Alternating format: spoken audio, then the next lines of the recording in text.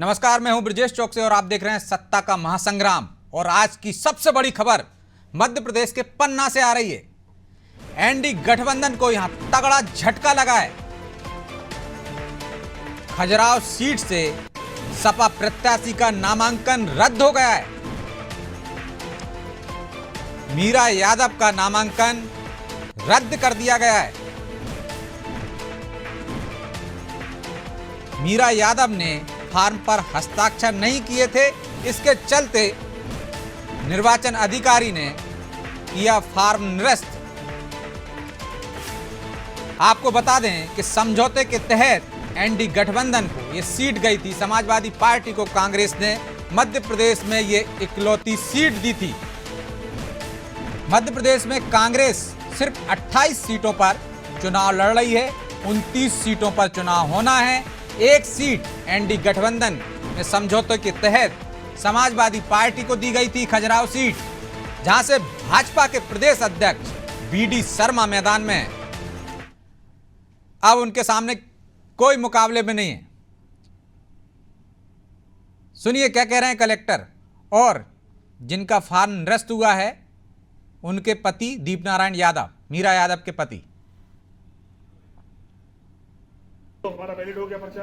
आज हमारा प्रतिनिधि को बुलाते हैं और मुझसे बोलते हैं कि आपकी 2 चीज़ें गलत लगी है इसमें। उसके लिए भी नियम है कि आप हमें बताएं जिससे हमें समय मिले और हम आपको उसका जवाब दे सकें या उसके फेवर पूरे कर सकें। वो कह रहे हैं कि आपका लिस्ट जो है पुरानी है, वो सर्टिफाइड कॉपी। मैंने कहा आपको क्यों ऐसा कर रहे हैं? मैंने कहा ना, आप तो राजनीतिक विषय को समझते ही हैं। 2-3 दिन में ऐसे हालात बन गए थे कि बड़े बड़े लोग डरने लगे थे।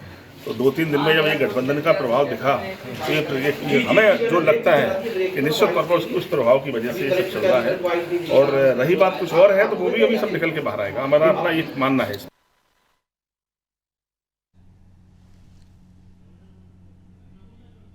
ये थे दीपनारायण जो बता रहे थे कि किस कारण से फॉर्म निरस्त किया गया है। कलेक्टर से उन्होंने अपील की थी कि उन्हें मौका दिया जाए संशोधन करने का। पुरानी वोटर लिस्ट लगा दी थी और हस्ताक्षरों में भी कहीं त्रुटि थी, इस वजह से निरस्त हुए हैं। हमारे साथ जुड़ गए हैं हमारे सहयोगी प्रभु पटेरिया। प्रभु जी, बड़ी खबर है। एनडी गठबंधन को मध्य प्रदेश में तगड़ा झटका लगा हुआ है। ये फॉर्म निरस्त कर दिया गया है मीरा यादव का। उनके पति कलेक्टर पर, निर्वाचन अधिकारी पर आरोप लगा रहे हैं।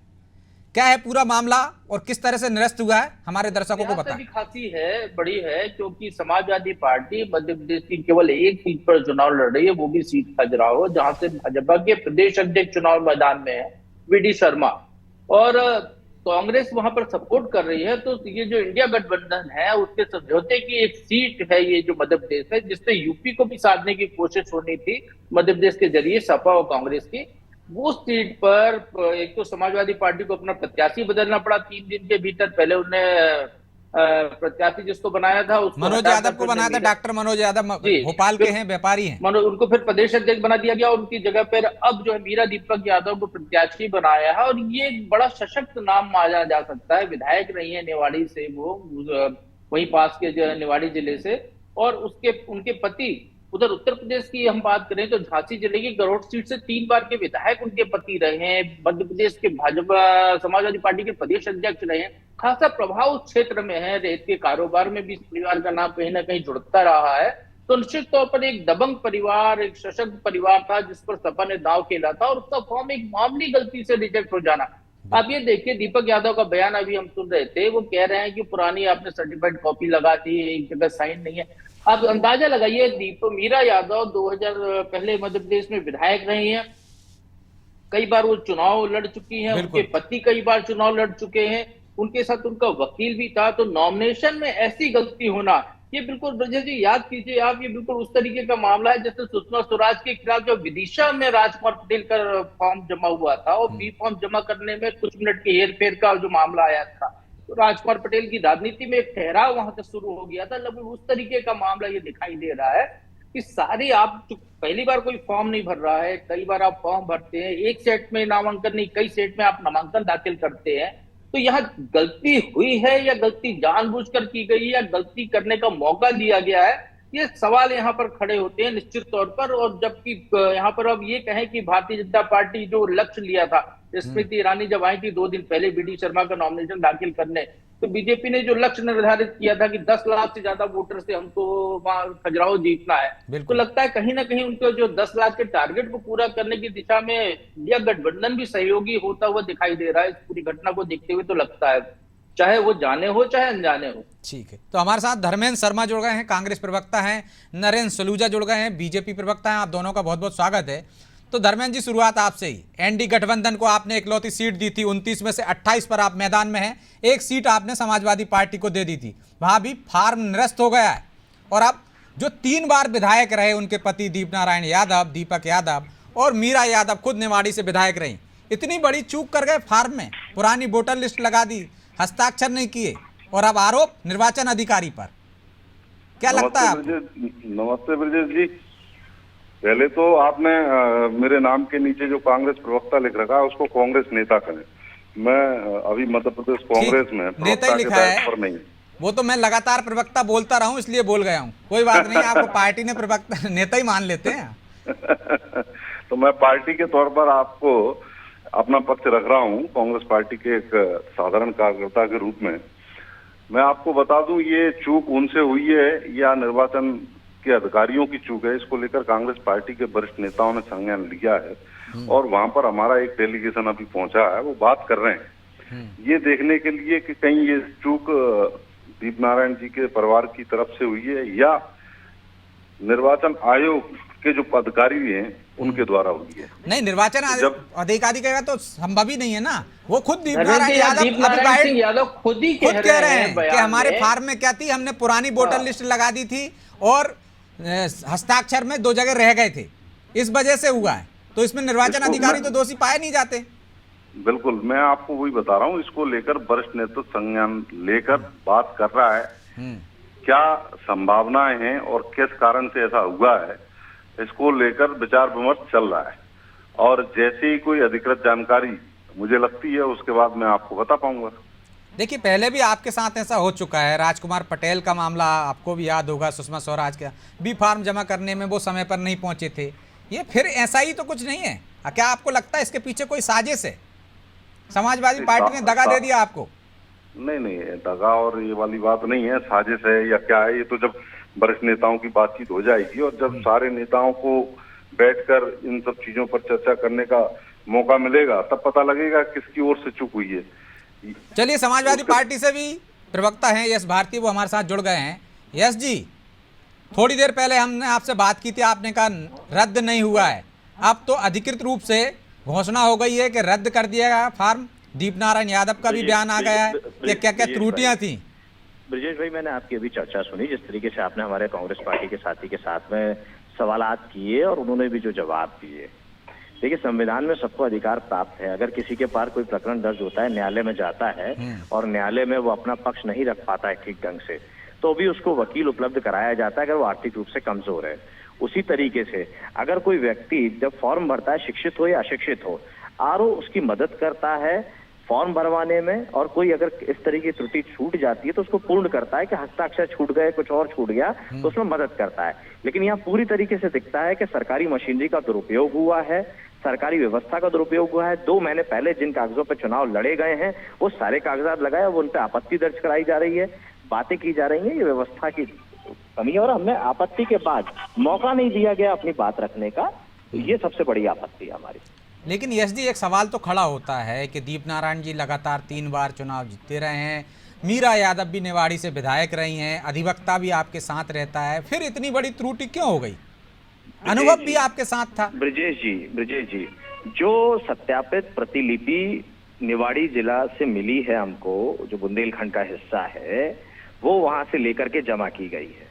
अब अगर प्रश्न चिन्ह खड़ा करना है तो निवाड़ी प्रशासन पे खड़ा होगा, प्रश्न चिन्ह खड़ा करना है तो रिटर्निंग ऑफिसर पन्ना पे खड़ा होगा। ये जवाब उनको देना है। न्यायालय में जाएंगे, मौखिक रूप पे उन्होंने हमें बताया, अभी तक हमें अधिकृत आपत्ति नहीं मिली है, ना हमको आपत्ति का कोई सुनवाई का मौका दिया गया। ठीक है नरेंद्र जी, एक तरह से आरोप लग रहे हैं प्रशासन आपके फेवर में काम कर रहा है, आपत्ति पर सुनवाई नहीं हुई है और जिला प्रशासन ने ही वो अधिकृत जो वोटर लिस्ट थी वो दी थी। तो इस तरह से क्यों हो रहा है? वो आप पर आरोप लगा रहे हैं, आपके इशारे पर हो रहा है सब कुछ। मैदान में आप विरोधियों को चाहते ही नहीं है। देखिए, मैंने अभी सभी की बात सुनी, मैंने यश भारती जी की भी बात सुनी, इनका मैंने ट्वीट भी देखा थोड़ी देर पहले, जब ये कह रहे लिख रहे थे उसमें कि सारा भ्रामक प्रचार है, हमारा तो नामांकन ही निरस्त नहीं हुआ है, तो खंडन कर रहे थे अभी थोड़ी देर पहले। तो उसके बाद जब सारी स्थिति सामने आई, दीपनारायण यादव जी का बयान सामने आया, जिनके पास अनुभव है चुनाव लड़ने का, जिनकी पत्नी के पास अनुभव है, जो खुद गलती स्वीकार रहे हैं कि हमने पुरानी नामावली दी थी, फॉर्म पे हस्ताक्षर नहीं है। अब इसमें प्रशासन, सरकार, इंटरफेयर, दबाव, निष्पक्षता कहाँ से आ जाएगी? यदि आप विधिवत नियमों का पालन नहीं करेंगे, आप जो निर्वाचन की प्रक्रिया उसका पालन नहीं करेंगे, नामांकन के फॉर्म को ठीक से नहीं भरेंगे, आपके पास अनुभव है, आपके पास अधिवक्ताओं की फौज है, और उसके बाद आप त्रुटि करेंगे, और उसके बाद त्रुटि के बाद जो उस पर आपत्ति आएगी, आपत्ति के बाद कोई फैसला होगा तो आप उस पर सीधे आरोप लगा देंगे कि भाजपा के इशारे पर हो रहा था। आपको रोका किसने था? आपको यदि समय था, यदि आपके पास अनुभव है, तो आप नामांकन में त्रुटि क्यों छोड़ी आपने? आप इसको देखिए ना, गलती आप करें और उसके बाद उसका दोष भी प्रशासन को करें, तो ये तो समझ से पड़े ना। इसमें भाजपा कहाँ से आ गई, प्रशासन कहाँ से आ गया, सरकार कहाँ से आ गई? आज प्रदेश के अंदर 29 सीटों पर चुनाव हो रहे हैं, हजारों लोगों ने नामांकन भरे। क्या कारण है कि सिर्फ इन्हीं का नामांकन निरस्त हुआ है, बाकी सबके क्यों नहीं हुए? और हम तो इनको चुनौती भी नहीं मान रहे थे। कांग्रेस पहली मैदान से भाग खड़ी हुई है, सपा 2 बार उम्मीदवार बदल दिए, तो हमको कोई चुनौतीपूर्ण सीट थोड़ी है कि हम तो इसी 10 लाख से जीत रहे हैं। हमको कोई चुनौती हो जो हमको ये सब करना पड़े? अरे जहाँ चुनौती है वहां भी हम इस तरह का नहीं सोच रहे हैं। हम तो चाहते हैं कि मैदान में आए, पार्टियां लड़े और अपनी ताकत उनको पता चले, उनको जन समर्थन क्या पता चले। अब ये तो ऐसे कर रहे हैं कि जैसे चुनाव जीत रहे थे और हमको लाखों वोटों से हार रहे थे, जो हमको ये सब करना पड़े। अरे हमारी तो एक तरफा जीत थी, क्यों करेंगे इस तरह के हथकंडे अपनाएंगे? और देखो, हर काम को एक नियम प्रक्रिया, चुनौती दे सकते हैं। यदि इनको लगता है कि निर्वाचन ने कुछ गलत किया तो उसको चुनौती देने के लिए आगे बहुत ऐसे मंच है जो चुनौती दे सकते हैं। वो कह रहे हैं ना कोर्ट जाएंगे, लेकिन यश जी निश्चित तौर पर वो तो कह रहे थे आप चुनौती नहीं है उनके लिए कहीं भी। पिछली बार भी आपको 44,077 वोट मिले थे, तो फिर जब चुनौती नहीं थे तो क्यों षड्यंत्र करेंगे वो प्रशासन के साथ मिलकर? और वैसे भी तो आचार संहिता लगी है, प्रशासन तो सरकार के हाथ में है नहीं, फिर ऐसे आरोप क्यों? यस जी,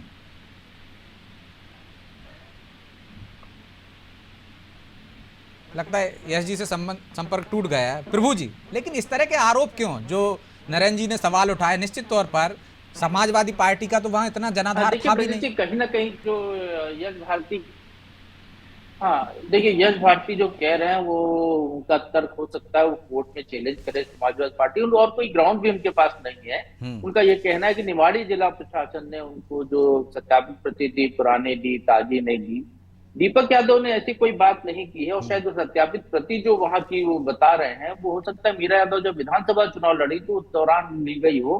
उन्हें ये कहा, वो स्पष्ट नहीं है। दीपक यादव का जो बयान हमने सुना, उन्होंने कहा कि जो हमने सत्यापित प्रति लगाई है वोटर लिस्ट की, वो स्पष्ट नहीं थी, तो यदि वो हमको आपत्ति करते तो हम दोबारा निकाल लाते। 4 तारीख को आपने फॉर्म भरा, 3 तारीख तक लास्ट डेट थी, और अब आप ये इस बात को कह रहे हैं कि आप बता देते तो हम ले आते। तो पहले ही आदमी जब फॉर्म भरता है तो सारी चीजें व्यवस्थित तरीके से करता है, उसको अपने अपराधों की जानकारी देनी पड़ती है, संपत्ति का ब्यौरा देना पड़ता है, सारी चीजें। और बकायदा इसके लिए जो अधिवक्ता होते हैं जो आपका फॉर्म भराते हैं, वो कई बार फॉर्म भराने का अनुभव उनको पास होता है, वो सारी चीजें बारीकी से देखते हैं। और आमतौर पर प्रत्याशी, याद कीजिए आप, एक सेट ही नहीं भरते हैं, वो 2, 3, 4 सेट नामांकन दाखिल किए जाते हैं, जिससे कहीं कोई एक में चूक हो जाए तो दूसरे में हो जाए। और एक साथ सारे सेट जमा भी नहीं किए जाते हैं, अलग अलग तारीखों में करते हैं लोग, कि कोई मुहूर्त के हिसाब से कर दिया, कोई पार्टी को भीड़ शोर शराबा ले जाकर कर दिया। तो एक तरीके से कहीं भी गलती ना हो, पूरी गुंजाइश रखी जाती है। इस मामले में समझना होगा कि आगे क्या हुआ आखिर,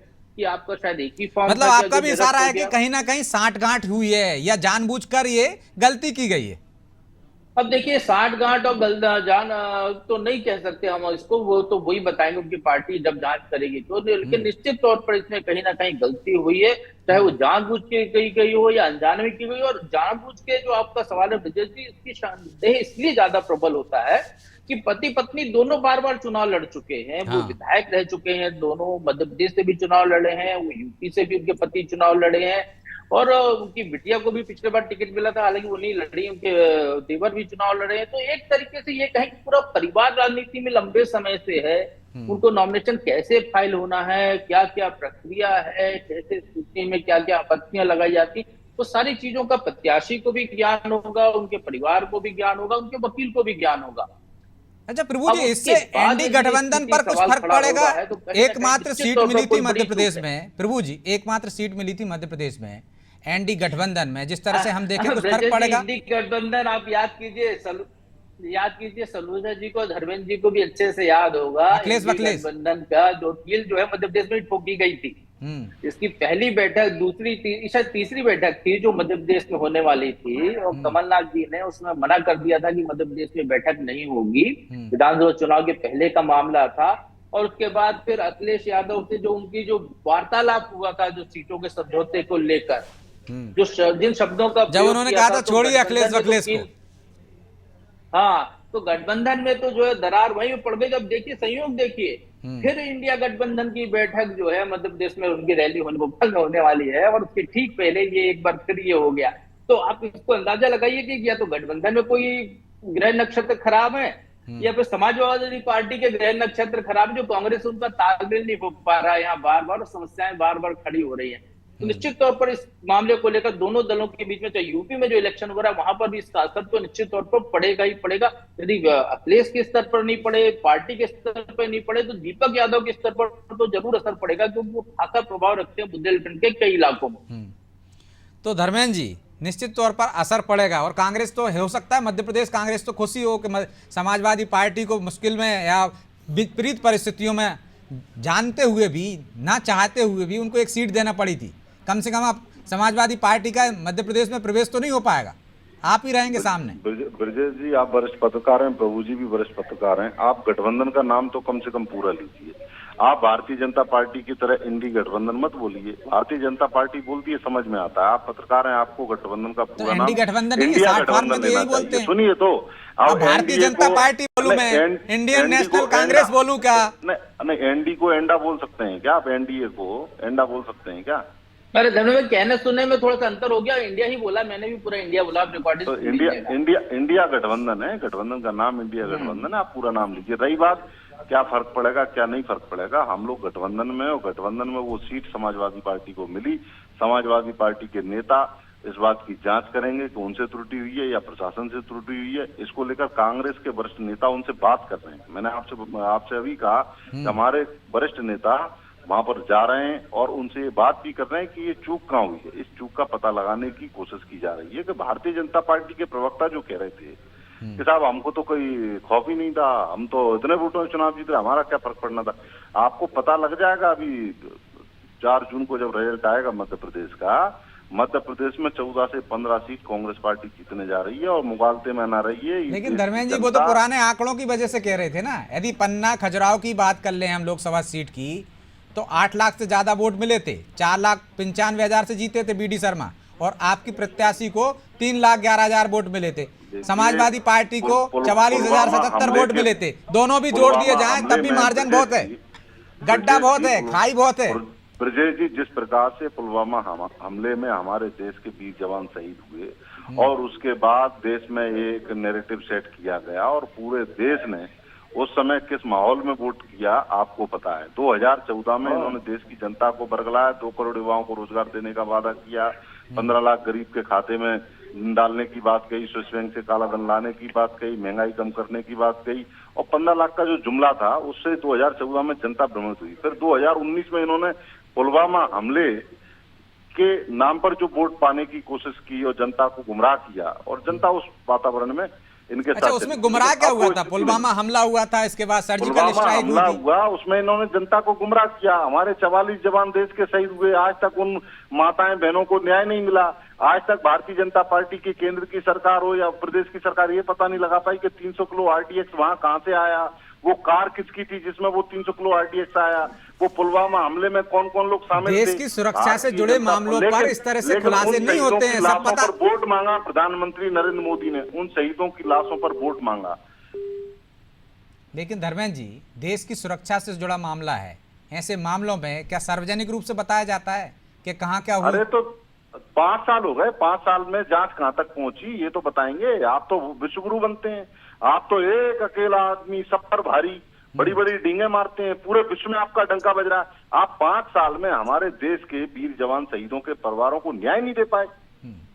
तो चलिए, पिछली बार पुलवामा हो गया तो इस बार राम मंदिर है ना, और आपने एक जो गठबंधन सहयोगी को दिया है उन पर तो वो आरोप लगाते हैं कि कार सेवकों पर उन्होंने गोली चलाई थी। बार बार नहीं चढ़ती, मैं वही आपको बता रहा था, काट की अंडी बार बार नहीं चढ़ती। मंदिर तो पहली बार बना ना। जनता ये समझ चुकी है, राम मंदिर तो सुप्रीम कोर्ट के आदेश से बना है, ये भी पूरे देश की जनता को पता है। भारतीय जनता पार्टी इवेंट कर कर एक माहौल बनाने की कोशिश करे। अच्छा धर्मेंद्र जी ये बताइए कि अब चलो समाजवादी पार्टी तो मैदान से बाहर हो गई, एक सीट उनके पास थी, गठबंधन आपका इंडिया गठबंधन में सपा एक महत्वपूर्ण सदस्य है, तो मध्य प्रदेश की बाकी सीटें हैं जो विंध्य अंचल की सीटें हैं, सतना रीवा भी देख लें या बुंदेलखंड की टीकमगढ़ सीट को देख लें, तो क्या समाजवादी पार्टी यहाँ पर जो कांग्रेस उम्मीदवार है उनको जिताने के लिए आपका पूरा सहयोग करेगी, उसी भाव से सहयोग करेगी जिस भाव से खजुराहो में आप करते उनका? जी बिल्कुल, इंडिया गठबंधन में जितने भी हमारे घटक दल हैं एक दूसरे का तत्परता से साथ देंगे और साथ दे रहे हैं। अब ये त्रुटि किस कारण हुई है, किसके सांठगांठ से हुई है, ये सब जांच का विषय है और संगठन के लोग उनके भी और हमारे भी बैठकर इस बात को चर्चा भी कर रहे हैं और पता करने की कोशिश कर रहे हैं कि ये त्रुटि किस कारण से हुई है। लेकिन आने वाले इलेक्शन में आप प्रभु जी देखेंगे जिस प्रकार से हमारे प्रत्याशियों का चयन हुआ है, आप तो पूरे प्रदेश को बड़ी बारीकी से देखते हैं, ब्रजेश जी भी देखते हैं, एक एक लोकसभा सीट आप बता दें भारतीय जनता पार्टी को जहां पर कांटे का मुकाबला ना मिल रहा हो।